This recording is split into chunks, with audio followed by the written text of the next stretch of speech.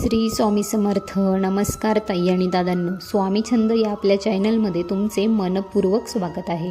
पौष महिन्याप्रमाणे श्रावण महिन्यामध्ये सुद्धा आदित्य राणूबाईचे व्रत करण्याची पद्धत आहे. श्रावणामध्ये जितके रविवार येतील तितके रविवार आपल्याला हे व्रत करायचं असतं. तुम्हाला श्रावणातल्या रविवारी ऐकण्यासाठी म्हणून आदित्य राणूबाईंची कथा सांगणार आहे, तर ही कथा तुम्ही संपूर्ण ऐका. चला तर मग कथेला सुरुवात करूया. ऐका आदित्य राणूबाईंची कथा. आटपाट नगरात एक ब्राह्मण राहत होता. तो रोज समिधा, फूल, दुर्वा आणावयास रानात जात असे. तिथं नागकन्या, देवकन्या वसावसत होत्या. ब्राह्मणाने त्याला विचारले, कसला वसा वसता तो मला सांगा. तुला रे वसा कशाला हवा? उतशील मातशील, घेतला वसा टाकून देशील. ब्राह्मण म्हणाला, उतणार नाही, मातणार नाही, घेतला वसा टाकणार नाही.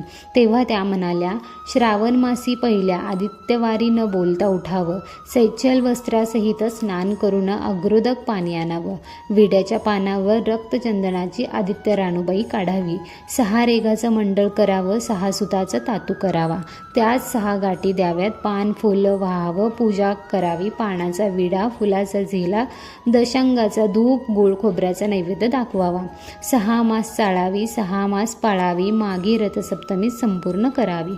संपूर्णच गुळाच्या पोळ्या, बोरण्याची खीर, लोणकड तूप असावं, मेनू जेवू सांगावं असेल तर चिरगोळी द्यावी, नसेल तर जोडगळसरी द्यावी, तेही नसेल तर 2 पैसे दक्षिणा द्यावी आणि आपल्या वंशाचं उद्यापन करावं.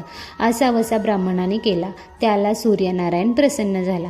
भाग्यलक्ष्मी आली तेव्हा राजाच्या राणीने ब्राह्मणास बोलवलं. पाठविले. ब्राह्मण खूप घाबरला, थरथर कापू लागला. तेव्हा राणी म्हणाली, घाबरू नका, कापू नका, तुमच्या मुली आमच्या येथे द्या. आमच्या गरीबाच्या मुली तुमच्या घरी कशा द्याव्यात? दासी कराल, बटीक कराल? राणी म्हणाली, बटीक करीत नाही, राजाची राणी करू, प्रधानाची राणी करू. मार्गेश्वराच्या महिन्यात ब्राह्मणाने लग्न करून मुली दिल्या. एक राजाच्या घरी दिली, एक प्रधानाच्या घरी दिली, पण गेल्या पावली मुलीचा समाचार घेतला नाही. 12 वर्षांनी समाचारच ब्राह्मण निघाला. राजाच्या घरी लेकीनं बसावयास पाट दिला, पाय धुवायला पाणी दिलं. म्हणाली, बाबा गूळ खा, पाणी प्या. ब्राह्मण म्हणाला, गूळ खात नाही, पाणी पित नाही, आधी माझी कहाणी करावयाची आहे, ती तू ऐक. तुमची कहाणी ऐकायला मला वेळ नाही. राजा पारधीला जाणार आहे, त्याला जेवायला उशीर होईल. त्याच्या मनात राग आला. तोच राग मनात धरून ब्राह्मण तिथून निघाला आणि प्रधानाच्या घरी आला. वडिलांना पाहताच लेकीने बसावयास पाट दिला, पाय धुवायला पाणी देऊन गूळ पाणी दिलं. गूळ खात नाही, पाणी पित नाही, माझी कहाणी करायची आहे, तू अगोदर ऐक. तुमची कहाणी नको ऐकू तर कोणाची ऐकू? ती घरात गेली. उतरंडीची 6 मोते आणली. 3 आपण घेतली व 3 वडिलांच्या हातात दिली. वडिलांनी सांगितलेली कहाणी मन लावून एकाग्रतेने ऐकली. नंतर जेवण खाऊन वडील आपल्या घरी आले. बायकोनं मुलीचा समाचार विचारला. जिनं कहाणी ऐकली नाही ती गरीब आणि दुःखी कष्टी झाली, आणि जिनं कहाणी ऐकली ती मोठ्या सुखात आहे. इकडे जी गरीब झाली होती तिनं आपल्या मुलाला श्रीमंत मावशीकडून काही दिलं तर घेऊन येण्यास सांगितलं. पहिल्या आदित्यवारी पहिला मुलगा उठला. तळाच्या पाळी जाऊन उभा राहिला. तिथे प्रधानाच्या दासी होत्या. प्रधानाच्या राणीला जाऊन सांगा की तुमच्या बहिणीचा मुलगा आला आहे. कसा आला आहे, काय आला आहे? फाटका नेसला आहे, तुटकं पांघरला आहे, तळ्याच्या पाठीला उभा राहिला आहे. परसदारानं घेऊन या. परसदारानं घेऊन आल्या. न्हाऊ माखू घातलं, पितांबर नेसायला दिला, जेऊ खाऊ घातलं, कोहळा पोखरून होन मोहरा भरल्या व सांभाळून घरी घेऊन जाण्यास सांगितलं. वाटेनं जाता असता सूर्यनारायण माळाच्या रूपानं आला व हातातल्या कोहळा काढून नेल्या. घरी जाताच आईनं विचारलं, मावशीनं काय दिलं? दैवानं दिलं पण कर्मानं नेलं. कर्माचं फळ पुढं उभं राहिलं. मावशीनं दिलं पण ते सर्व गेलं. दुसऱ्या आदित्यवारी दुसरा मुलगा गेला. प्रधानाच्या राणीनं त्याला घरी नेलं. न्हाऊ माखू घातलं, नेसायला पितांबर दिलं, जेऊ खाऊ घातलं, काठी पोखरून होनमोहरांनी भरून दिली व न विसरता सांभाळून घरी नेण्यास सांगितली. वाटेत सूर्यनारायण गुराख्याच्या रूपानं आला व काठी काढून घेतली. घरी गेला. घडलेली गोष्ट राणीला सांगितली. दैवानं दिलं पण कर्मानं नेलं. तिसऱ्या आदित्यवारी तिसरा मुलगा गेला. तळ्याच्या पाळी उभा राहिला. त्यालाही पहिल्यासारखंच प्रधानाने घरी घेऊन बोलवून त्याचा योग्य आदर सत्कार केला व नारळ पोखरून होना मोहरांनी भरून दिला व सांभाळून घरी नेण्यास सांगितलं. घरी जाताना विहिरीच्या काठी नारळ ठेवून पाणी प्यायला विहिरीत उतरला. तोच नारळ गडगडत विहिरीत पडला. घरी जाऊन आईला म्हणाला, आई ग, मावशीनं दिलं पण दैवानं ते सर्व बुडालं. चौथ्या आदितवारी चौथा मुलगा गेला. तळ्याच्या पाळी उभा राहिला. त्यालाही पहिल्यासारखंच राणीनं घरी नेलं. त्याचा योग्य आदर सत्कार केला. त्याला दह्याची शिदोरी होना मोहरा घालून भरून बरोबर दिली. सूर्यनारायण घारीच्या रूपाने आला व शिदोरी घेऊन गेला. घरी येऊन आईला सांगितलं, आई मावशीनं दिलं पण दैवानं ते सर्व नेलं. पाचव्या आदितवारी आपण उठली. तळ्याच्या काठी उभी राहिली. दासीने तिचा निरोप तिच्या बहिणीला सांगितला. बहिणीनं तिलाही परसादानं घरी नेलं. नाऊ माकू घातलं. साडी चोळी नेसायला दिली. प्रधानाची राणी आदितवाराची कहाणी करू लागली. काय वसा करतेस ते मला सांग. बहीण म्हणाली, वडिलांची कहाणी ऐकली नाहीस म्हणून तुला दारिद्र्य आलं. राजाच्या राणीनं यावर उपाय विचारला. तेव्हा तिनं वसा सांगितला. ती बहिणीच्या घरी राहिली. श्रावणात सांगितल्याप्रमाणे सूर्यनारायणाची पूजा केली. इकडे राजाला भाग्य आलं. राजाचे छत्र चामर देऊन बोलवणं गेलं. राजा येताच ती घरी जायला निघाली. एकमेकींना बहिणींनी आहेर केले.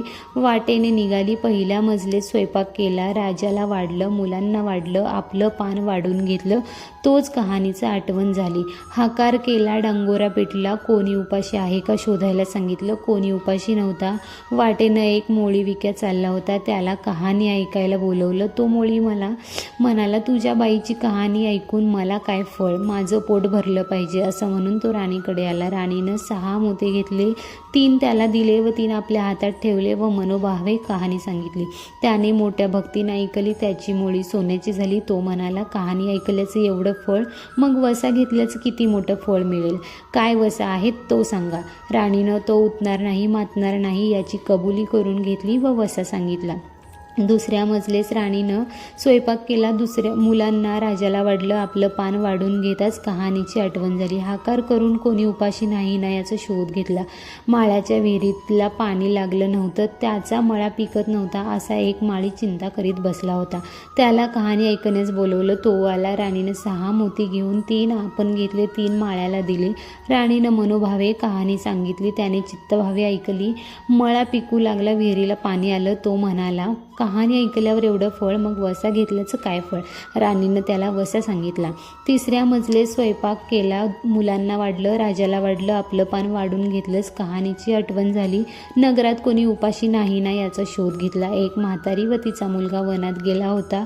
एक डोह बुडाला, एक तर सर्पानं खाल्ला म्हणून त्याला कहाणी ऐकण्यास बोलवलं. तो आला. राणीनं 6 मोते घेऊन 3 आपण घेतले. 3 माळ्याला दिले. राणीनं मनोभावे कहाणी सांगितली. त्याने चित्तभावे ऐकली. मळा पिकू लागला. विहिरीला पाणी आलं. तो म्हणाला, कहाणी ऐकल्यावर एवढं फळ, मग वसा घेतल्याचं काय फळ.